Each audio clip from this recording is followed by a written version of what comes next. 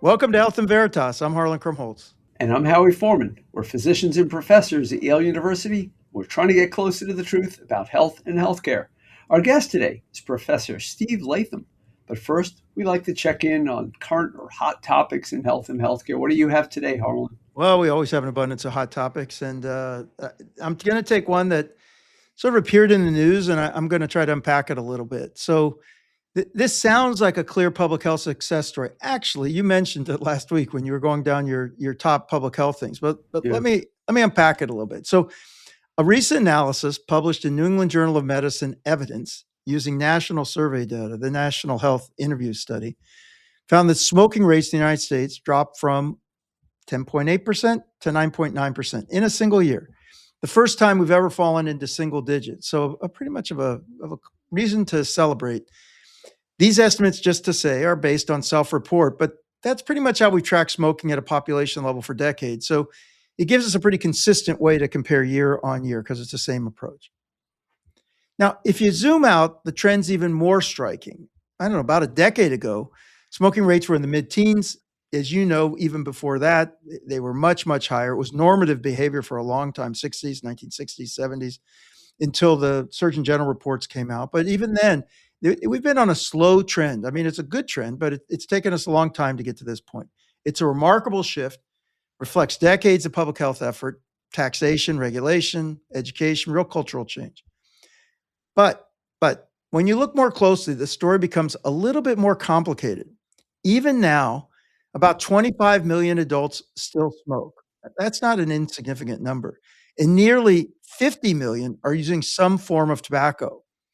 And importantly, use of other products like e-cigarettes and cigars hasn't really declined at all. And in some cases, maybe in some groups increased.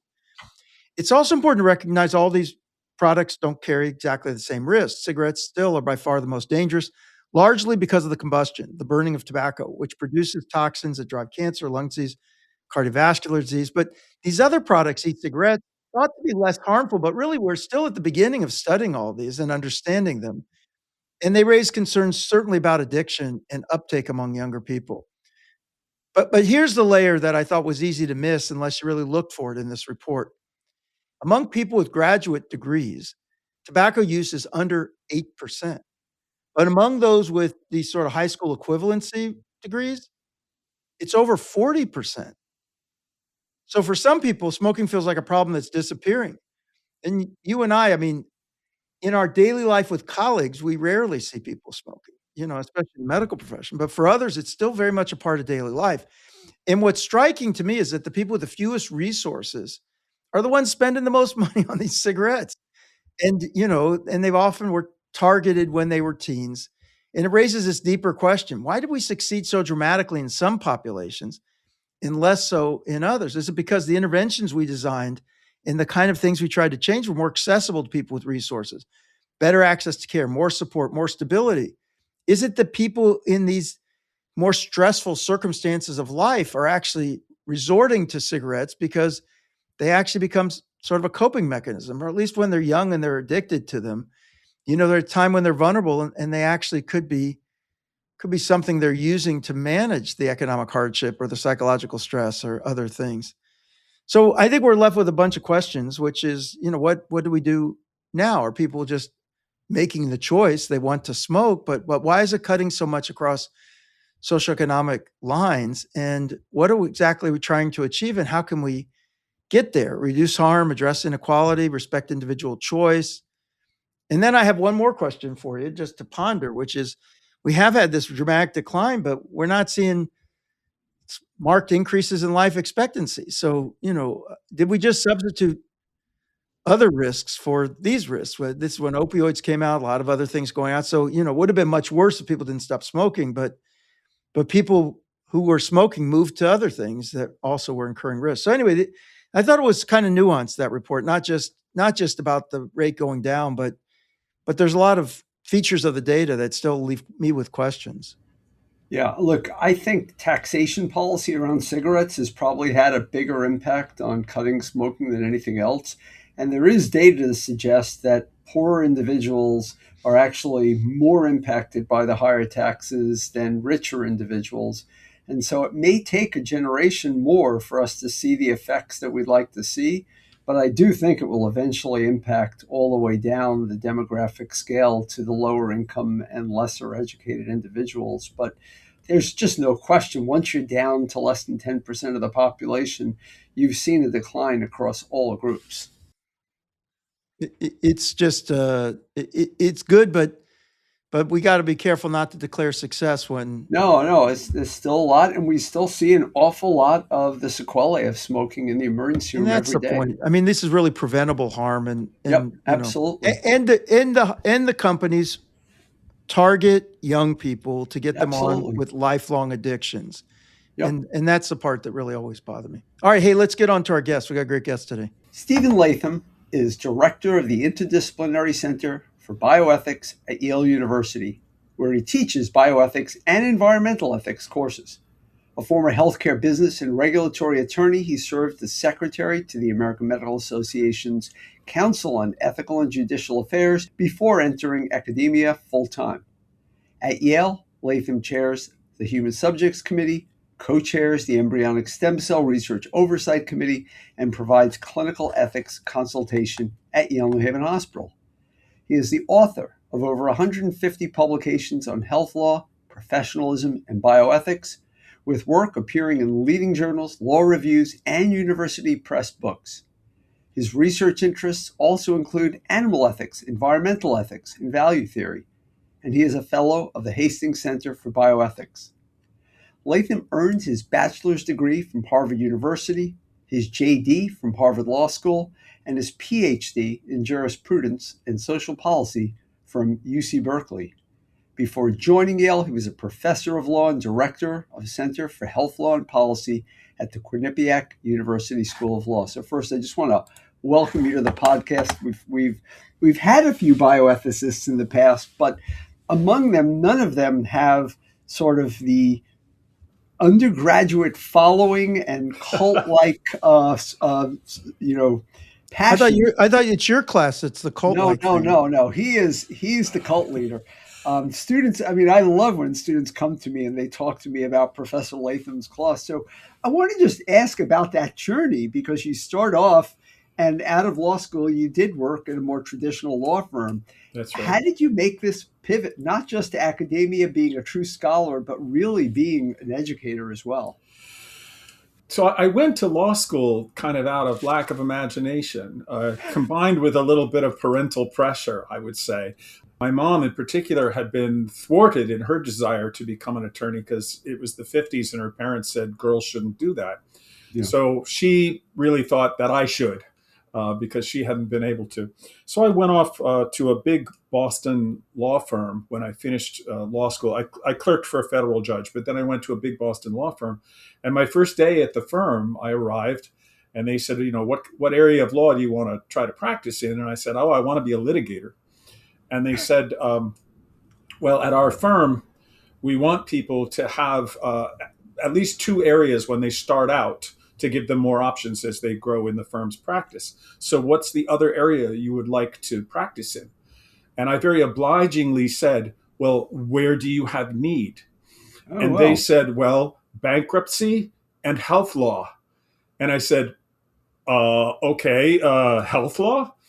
So it really was just a matter of happenstance that I ended up practicing for a few short years in Boston as a health lawyer, representing physician practice groups and hospital chains, doing some hospital merger work and this kind of stuff. Never med mal, but always kind of the business and regulatory side of medicine.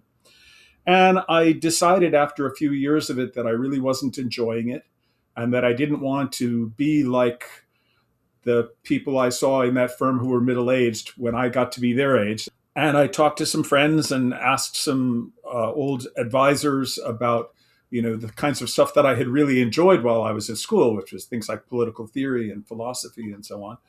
And I finally settled on leaving law to go get a PhD.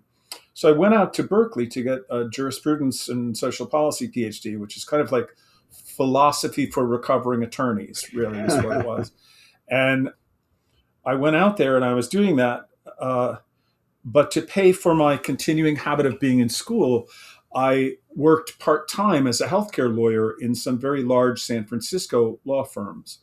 And I was part way into my doctoral program thinking about what I wanted to write a dissertation about and so on, when it finally occurred to me that there was a space where my philosophy and political theory interests actually met my ongoing health law practice. And that's when I really first turned my attention to bioethics. So then I ended up writing a dissertation that was on professionalism in medicine and the idea of professionalism compared to the idea of having a calling in your work. And my first job after I finished my PhD was at the American Medical Association, which at that time was just setting up a new ethics division. And I became the secretary to their Council on Ethical and Judicial Affairs. So I worked on the Code of Medical Ethics and worked with the council on some opinions about things that were happening at that time. Oregon, for example, was just doing medical aid in dying for the first time while I was there. And it was a delightful thing, and did that for a few years. And then my wife, who was also an academic, she and I went jointly on the academic job hunt. And we ended up here in Connecticut with me at Quinnipiac and her at the School of Management at Yale, as you know. And I was at Quinnipiac for 8 years, I guess. But then, but I was always writing about bioethics and law issues at that time. And I was spending some time in some of the working groups that were affiliated with the bioethics program at Yale, because I lived close by and knew a lot of the people who were involved. And then when Yale's program in bioethics became a center, meaning that it actually added academic slots, I applied for one of them and I ended up getting it, which was wonderful. So I left Quinnipiac and became the deputy director of the center, and I've been here ever since. I think that was 2008. We are very fortunate for that. Well, and the first class that I signed up to teach was bioethics and law, because I had been teaching that in my previous law school position. So I've been teaching bioethics and law to Yale undergrads in the political science department since the first moment I came here. And how many students do you get in a class like that, just before I hand it off to Harlan? Right now, I have about 280. And that number is determined by the number of TFs that Yale allows me to hire. I'm allowed to hire 8 TFs, and they do 2 sections each. So that comes out to around 280. And TF stands for teaching fellow, just for our listeners. Just before COVID, before Yale had restrictions on the number of TFs I could hire, I had a couple of years where I had about 485 students in that class each year. And that, it's funny. It sounds like a lot. I mean, it is a lot. It's a large class. But there's essentially no difference between teaching a class with 200 students in it and teaching a class with 480 students in it, because the grading and everything is done by the TFs, and the lecturing to the huge crowd, it's the same sort of methods that you use. But once you get over kind of 80 people in the classroom, it's all the same from the front of the room anyway. Right. Okay, well, first of all, Steve, it's so great to have you on. What a great time for bioethics.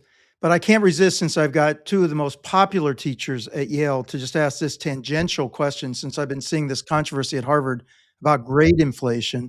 So how many people in your class, what percent of your class get A's? I think it's a pretty high percentage. I think we have, I don't know the percentage offhand, but I think it's probably under a third of the students who get a grade below an A-. And it's a very rare student who gets a grade below a B. And normally when they do, it's because something else is going on with them. All right, let me get to my Sure. topic I want to kick off with you, which is I'm going to take the topic of death, because it seems like it's an area that you are increasingly focusing on these days. And we think we know what death is, but do we? And so, people believe, well, isn't dead is dead? I mean, don't we know what deaths are? But increasingly, I think medicine's showing that death's a process, not a moment.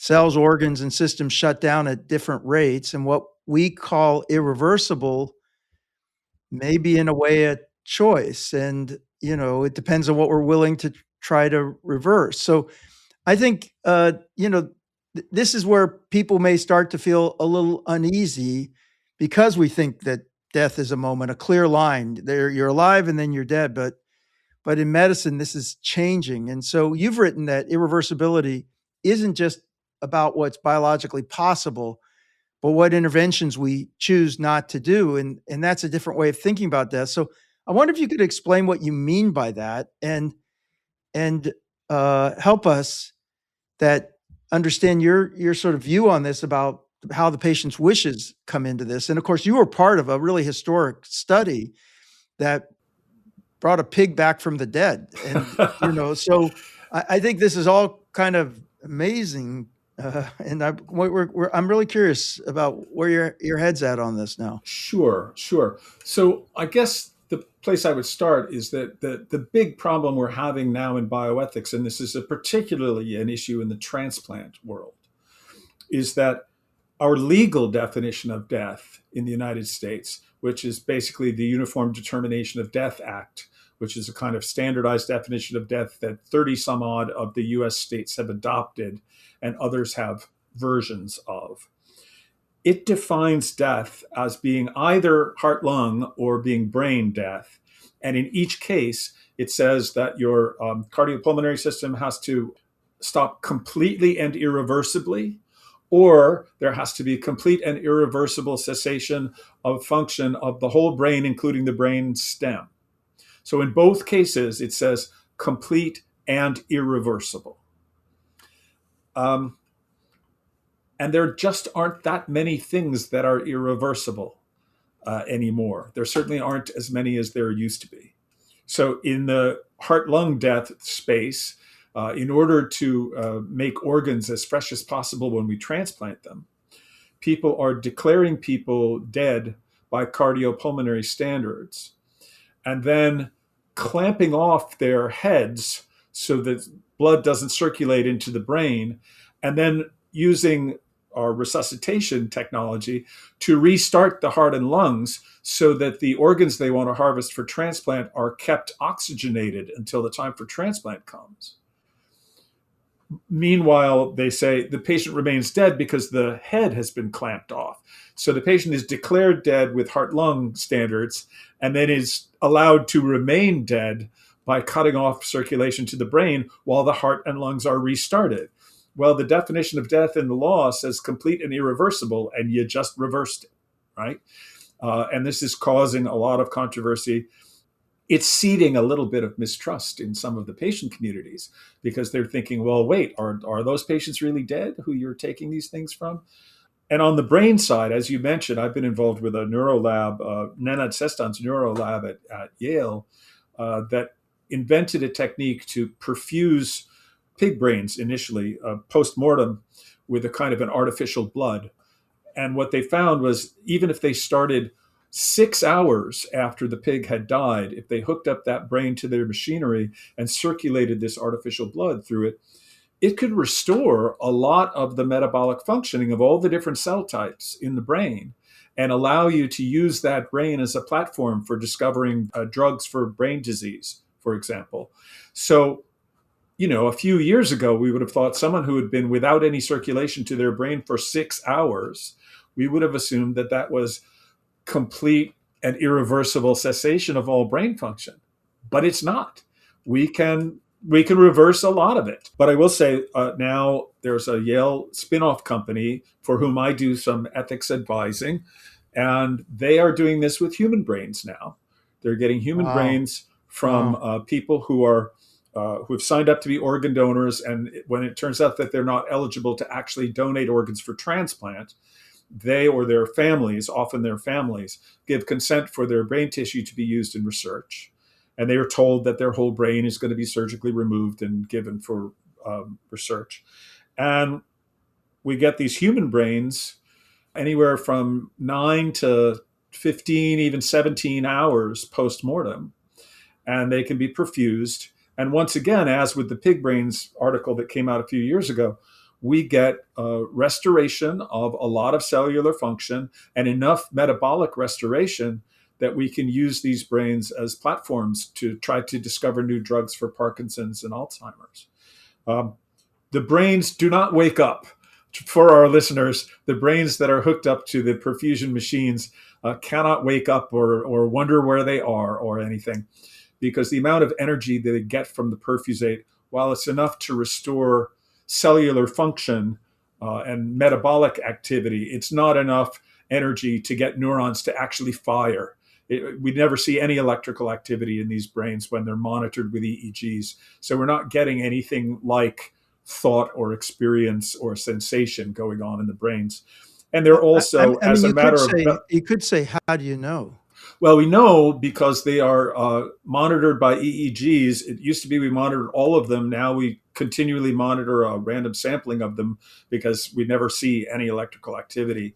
And there aren't really any theories of consciousness that involve no electrical activity in the brain. There are, but they're the same theories that would attribute consciousness to trees, right, of a certain kind.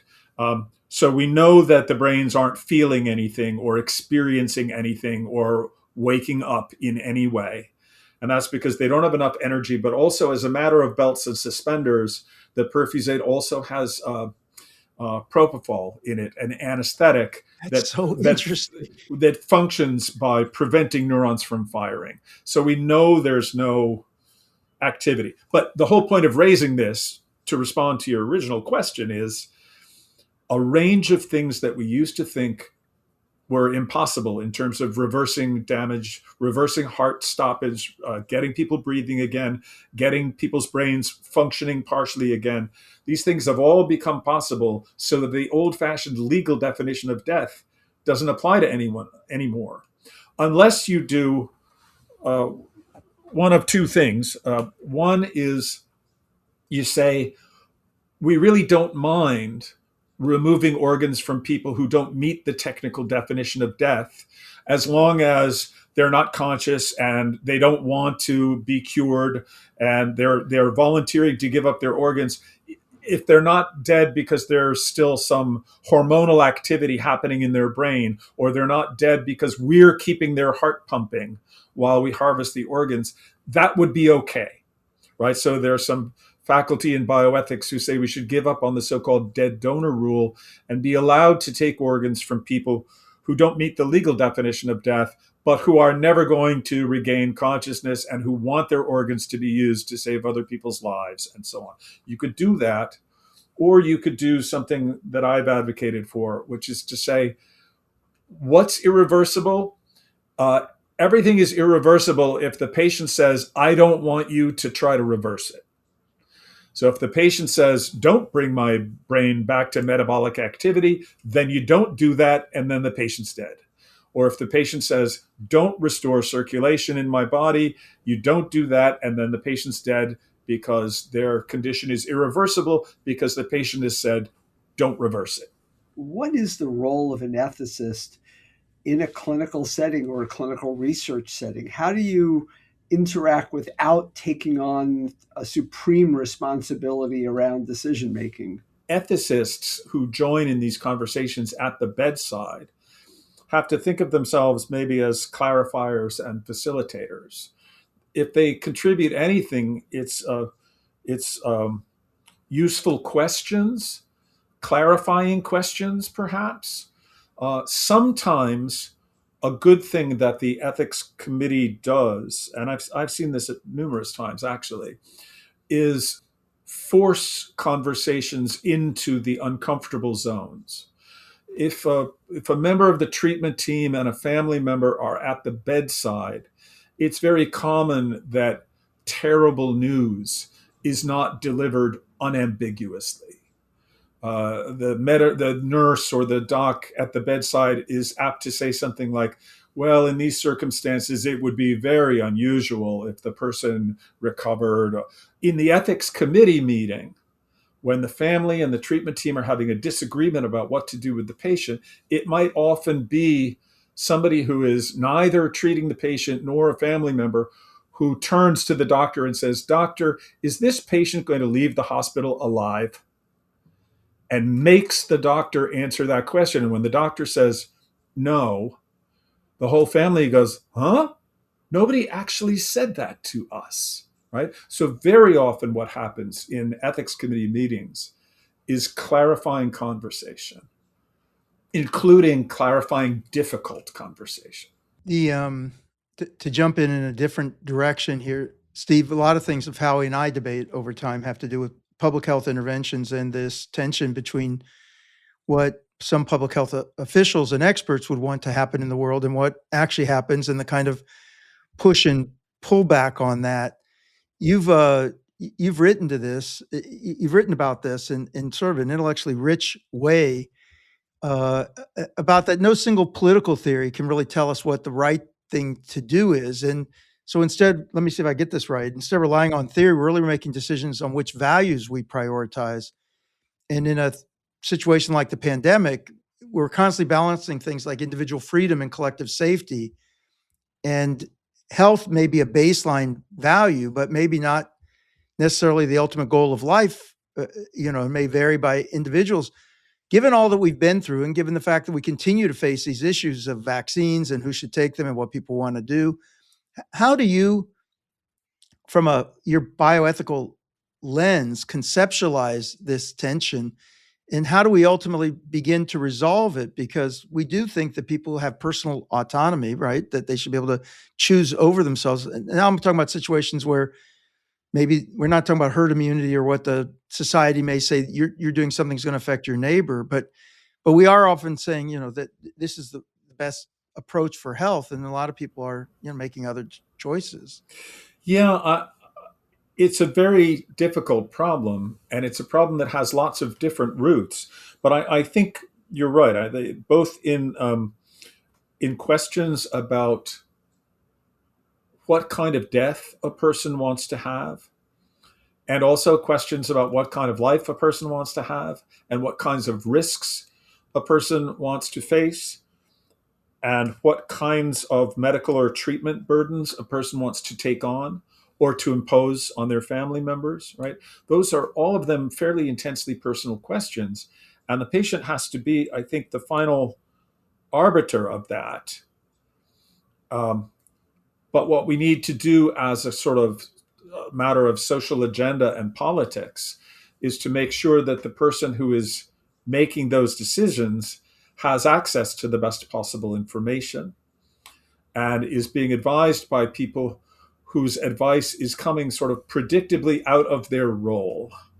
So that what your doctor is telling you to do is the thing that in that doctor's opinion is going to be the best for your health, and that what the caregiver is trying to do is ease the life of the person who's getting the care, right? So I think people have to approach these issues with their particular role very heavily in mind, and with the aim of giving individuals and family members the best possible information for making the individual choices they have to make.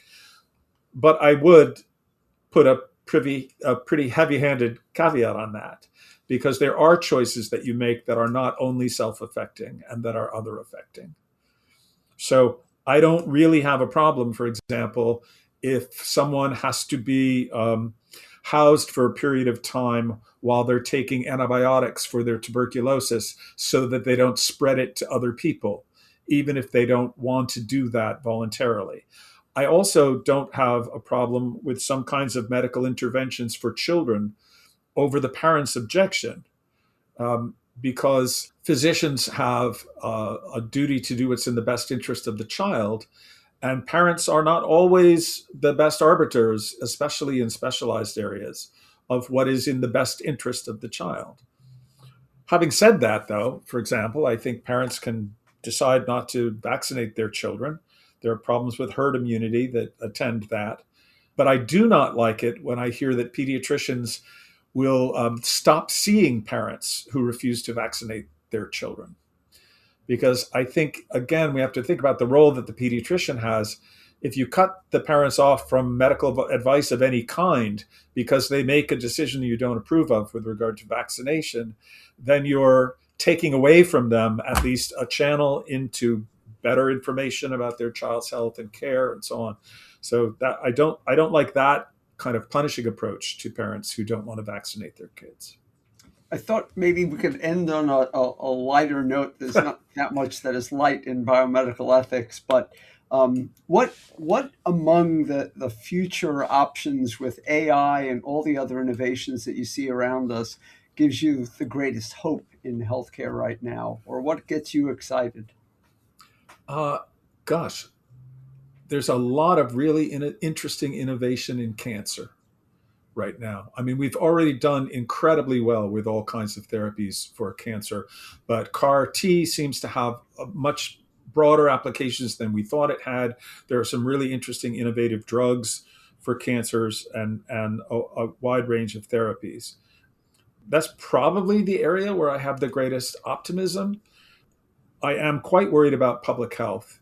And that goes with, you mentioned at the start that I also teach environmental ethics sometimes. And the health effects of heat waves and of flooding and of increased storm activity are being felt and are going to continue to grow. And I worry very much about that because that requires great big political public solutions and big system-wide solutions rather than just the inventiveness of a wonderfully entrepreneurial single scientist somewhere. And I worry about our current political inability to address great big health problems. We are not great with collective action. We are not. Back to Harlan's point. Yeah. This has been a terrific session. Let me Howie, I'm going to just slip in one more thing. I hope you don't mind. So one of the things you've also talked about is sort of the conscientious objector. When actually with so much coming out and guidance about, depending on what institution you're in or what rules there are or what's going on, and whether, what's the role of a clinician who's loyal to the individual patient in going around the rules that are being set. Now, it could work in both ways. I mean, there could be rules where we're vaccinating everyone and the person's objecting. That could be rules where they say we're not offering abortion to anyone. But the conscientious objector thinks that now the clinician thinks that there is an obligation to make sure they understand options of going other places. And I have found this to be a challenging also area within medicine these days, where doctors aren't no longer just solely in a position where they can act as advocates for the individual in front of them, but are being told what they can and can't say or what they should and shouldn't do. And you've written about this, you've thought about this. I wonder if you could just share your view on this. This goes, my concern with this goes back to my AMA days when there were some states that wanted to put language in physicians' mouths about, for example, about abortion. For example, they wanted them to be forced to say during the abortion consent process that a fetus of a certain age would feel pain during the abortion, even though because of the timing that they picked in their statute, they were objectively wrong about that. I do very much object to control of physician speech by statute. I really think that physicians, even if they're not permitted to provide certain kinds of therapies to their patients, should be able to tell their patients about the existence of those therapies and perhaps tell them that those things could be obtained elsewhere, like across the state border. And that's true these days, not only of abortion counseling, but of things like counseling for gender affirming care and other kinds of medical counseling. I don't think doctors should be forced to provide treatments that they don't believe in providing. I'm happy that there are conscientious objection components of our medical aid in dying laws, so no doctor has to be involved in a patient's voluntary choice to die. And the same thing with abortion. I don't want doctors to have to be involved in performing abortions if they don't believe in them. On the other hand, I don't want them to be told to be silent about things that they genuinely think are in their patient's best interests. Yeah, that's great. That's great. What a great episode. Thank you so much for joining us. Yeah, you really, you have a depth of knowledge that is, it's amazing that you don't have a clinical background based on how much that you actually know. It's fantastic to listen to you talk about this. Well, when you teach bioethics, you end up hanging out with a lot of doctors. So maybe it's just osmosis. Well, we are so lucky to have you on the podcast. We're lucky to have you at Yale, and I look forward to having you back. Well, thank you. This has been a great pleasure. Hey, that was a super interview. He was Really so enjoy smart. Steve. He's a great He's very resource. smart. Yep. All right, let's get to one of my favorite parts about the podcast. What's on your mind, Howie? All right. So I want to spend a few minutes on something that touches on a theme that we constantly come back to on the show, getting the facts right before we get to even think about the politics. You may have seen there was a stat news story this past week that said that CMS Administrator Dr. Mehmet Oz accused New York's Medicaid program of massive fraud. He claimed 5 million enrollees were receiving personal care services, nearly 3/4 of the state's entire Medicaid population. CMS has since acknowledged the real number is closer to 450,000 and admitted it misidentified how New York applies its billing codes, off by a factor of 10. This episode illustrates something that constantly gets lost, the difference between fraud and improper payments. Fraud is obtaining something of value through willful misrepresentation. Improper payments are payments made in the wrong amount or to the wrong party.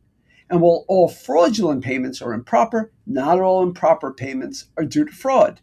Many are billing errors or documentation problems that resolve on review. That distinction matters enormously for policy. Okay, now the enforcement picture. Despite what politically charged announcements might suggest, the systems for investigating both Medicare and Medicaid fraud are real and functioning. Every state runs a Medicaid fraud control unit. In fiscal 2024, those units obtained 1,100 convictions and generated nearly $1.4 billion in recovery, returning $3.46 for every dollar spent. On the Medicare side, DOJ opened over 800 criminal healthcare fraud investigations in 2023 and secured over 476 convictions, recovering $3.4 billion. And in both programs, this is overwhelmingly a provider side problem, not patients gaming the system. Here's what I want you to sit with. All of that activity, real, consequential, billions recovered, is dwarfed by a problem that gets far less enforcement attention. The IRS projects the gross tax gap reached $696 billion for tax year 2022, nearly 3 times the highest estimate of federal healthcare fraud. Yet the IRS audit rate for individuals fell from 0.89% in 2010 to just 0.29% by 2019, with the steepest declines among the highest earners who drive most of the gap. Enforcement spending in inflation adjustment dollars dropped 26% over that same period. We have built serious enforcement infrastructure around healthcare fraud, and it works. We have allowed tax enforcement to atrophy for decades. Both deserve scrutiny, and the accusations we level should at least be grounded in arithmetic. Getting to the truth in health and healthcare means following the numbers wherever they lead, and we're going to keep doing that. You know, Howie, I know this, was something that kind of aggravated you, to sort of see this misrepresentation, which may have been an honest mistake, but they should have corrected it. And when you say that it's on the providers, are these just bad actors, or are they people gaming the system to there are two kinds of things happening, that I see, which is a Medicaid mill. Somebody's actually manufacturing all this stuff and they get into trouble. There's another one, which is that people are just pushing the limits. I think both. Yeah, both. I think there's examples of people that go out there and see a patient in their home and are able to arrange for additional services for them that they don't really need, and that's fraud. And then there's the absolute fraud where patients that were never even seen are having catheters delivered to their homes, and the bill goes out. And this is extraordinary. We've talked about a couple of these over the years. Yeah. This is also where I expect AI, it's going to be AI versus AI. You ever remember Mad Magazine, with Spy versus Spy? This is going to be AI versus AI, where, the fraud's going to get more clever, but so are the surveillance efforts. And we'll have to see. But I'm sure this is an area that I think on the government side that AI should be very helpful at, to be able to determine sort of anomalies and what is it that's going on. I just want for our listeners, though, to understand that part of what prompts me about this is The One Big Beautiful Bill Act is trying to root out Medicaid fraud by creating enormous barriers for people and going after poor people. The IRS, on the other hand, is not making efforts to go after rich people. It bothers me a lot. Oh, that's really well framed. Thank you, Howie. Thanks. That's a great topic. You've been listening to Health and Veritas with Harlan Krumholtz and Howie Foreman.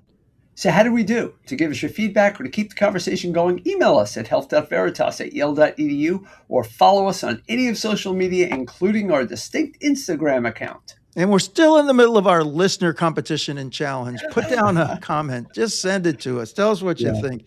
Give us a bone. We're looking for feedback. We appreciate the feedback. It helps people find us. Health and Veritas is produced with the Yale School of Management and the Yale School of Public Health. To learn about Yale SOM's MBA for Executives program, visit som.yale.edu/EMBA. And to learn about Yale School of Public Health's Executive Master of Public Health program, visit sph.yale.edu/EMPH. Thanks to our superstar undergraduates, Glory Beck, Tobias Liu, Donovan Brown, to our outstanding producer, Miranda Schaefer. And I'm always just thanking goodness that I get to work with the best in the business, Howie Foreman, every week. I appreciate you too, Harlan, very much, and our entire team. And stay tuned next week when we send Tobias Liu off for graduation and celebrate him. And do a little mini interview with him. That'll be a lot of fun. That will be. All right. Thanks, Howie. Talk to you soon. Thanks, Harlan. Talk to you soon.